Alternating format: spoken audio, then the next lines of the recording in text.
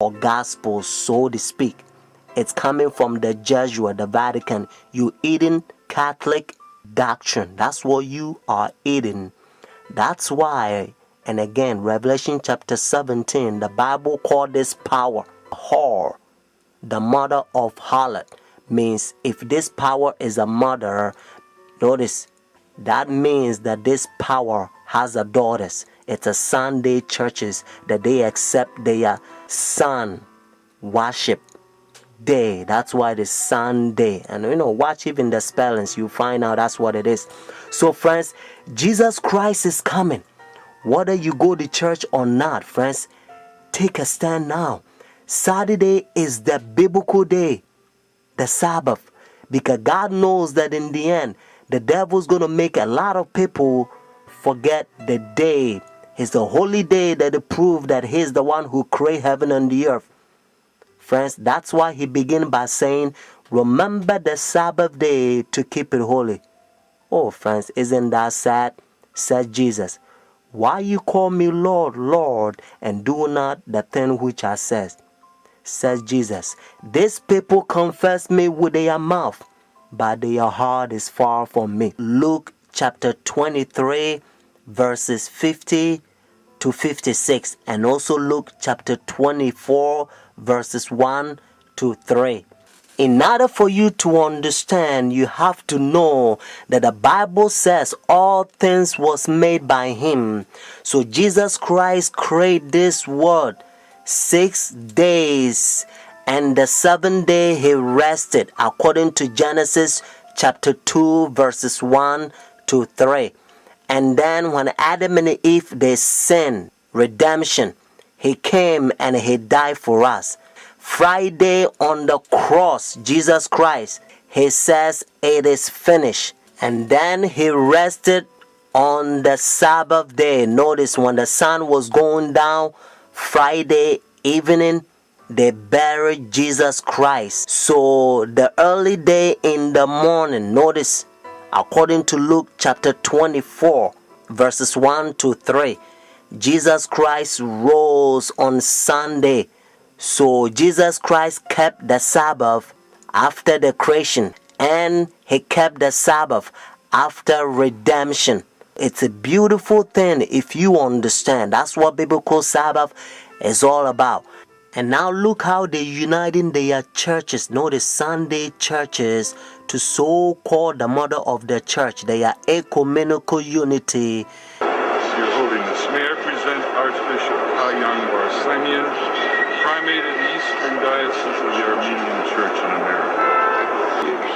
May I present Archbishop Yichen Akachi, the Legate and Ecumenical Officer of the Eastern Diocese of the Armenian Church in America and President of the National Council of Churches in the United States. Holiness, may I present Reverend Dr. Donald McCoy, representing the presiding Bishop Mark Hansen of the Evangelical Lutheran Church in America. Holiness, may I present Bishop Jeremiah J. Park, Bishop of the New York Annual Conference of the United Methodist Church.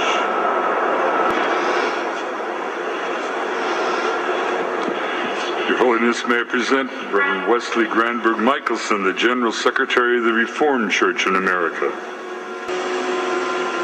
Your Holiness, may I present Reverend Dr. Clifton Kirkpatrick, the stated clerk of the General Assembly of the Presbyterian Church in the United States. Your Holiness, may I present Reverend Dr. William J. Shaw, President of the National Baptist Convention, United States.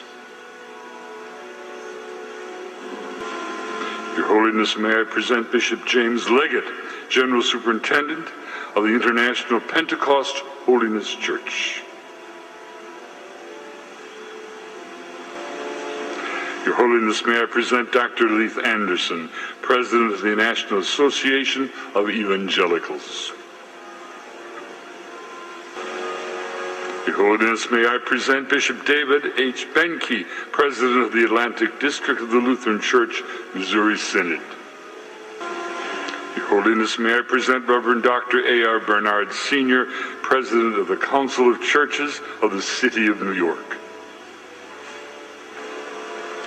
Your Holiness, may I present Elder Bernice King, daughter of the civil rights leaders Martin Luther King Jr. and Coretta Scott King. Your Holiness, may I present Reverend Jimmy Song Ji Lim, Executive Director of the Council of Churches of the City of New York. Your Holiness, may I present the Right Reverend Mark Sisk, Bishop of the Episcopal Diocese of New York. Do you understand the language, Your Holiness? And this is how they call this power. He think he is God. That's what their teachings is all about, friends. And you also know that when the religious leaders, when they come to meet this power, they wearing black. Notice, dark color. They represent the sinners, and he represent God. And now listen to what Bible says.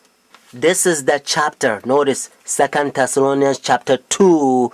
This is the chapter the Protestant Sunday churches, they are forefathers. They used to protest against this power during dark ages, and they call them Antichrist. Notice Antichrist.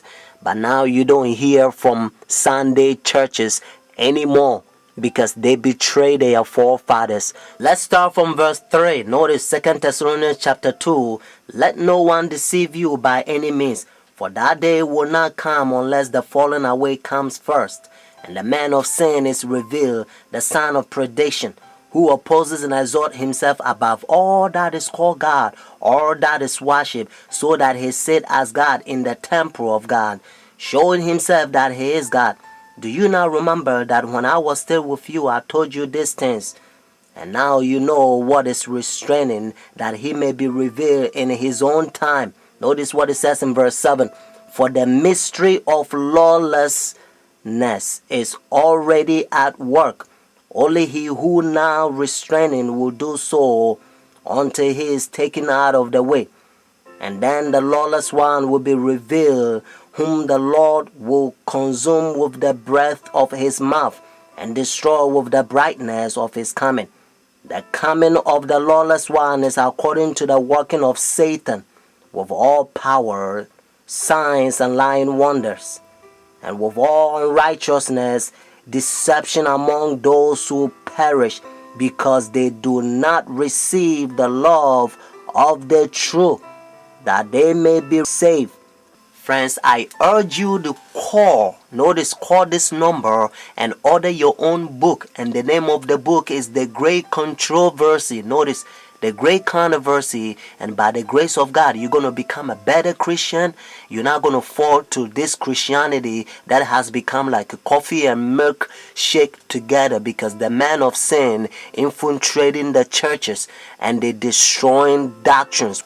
The phone number here is 856-503-5893. One more time, 856-503-5893. Friends, also, if God is touching your heart to support God's faithful ministry so that we can speed up this gospel to a lot of people so that they can hear what you are hearing, because heaven is ceaseless ages. Benedict XVI heads to the U.S. this coming week for his first visit here since being elected Pope 3 years ago, where the war in Iraq is expected to be high on the agenda. On Friday, Benedict travels to New York, where he will address the United Nations General Assembly. The UN event was his original reason for coming to the U.S., and many experts believe that speech could be the most important of his trip. Kim Lawton takes a look at the unique role the Pope and the Vatican play on the world stage. Soviet leader Joseph Stalin was once questioned about the influence of the Vatican. Stalin is famously said to have replied, "The Pope, how many divisions has he got?" The answer, as it turns out, is more than Stalin and many others might have guessed. Experts say the Pope and the Vatican wield considerable global influence. They don't have economic engines they have to feed. They don't have armies. They don't have land. The Vatican is only 106 acres. It's the smallest nation state in the world, but it is a huge moral, spiritual superpower. In questo momento. As the Bishop of Rome, Pope Benedict XVI is a spiritual head of the Roman Catholic Church worldwide. But he also wears another hat, head of state for the independent territory of Vatican City and the Catholic Church's government, called the Holy See. It's the tension between those two roles that actually gives him a resilience on the international stage, that he doesn't just speak for a geopolitical unit, but also for a demographic within the world. The Holy See has played an active global role for centuries. It has permanent observer status at the United Nations and has all the rights of full UN membership. The Holy See has formal diplomatic relations with 177 countries around the world, including the U.S. Ambassadors, called apostolic nuncios, represent the Holy See from embassies like this one in Washington, D.C. The U.S. has sent an ambassador to the Holy See since 1984. The current U.S. ambassador at the Vatican is Harvard law professor Marianne Glendon, who took up her post in February.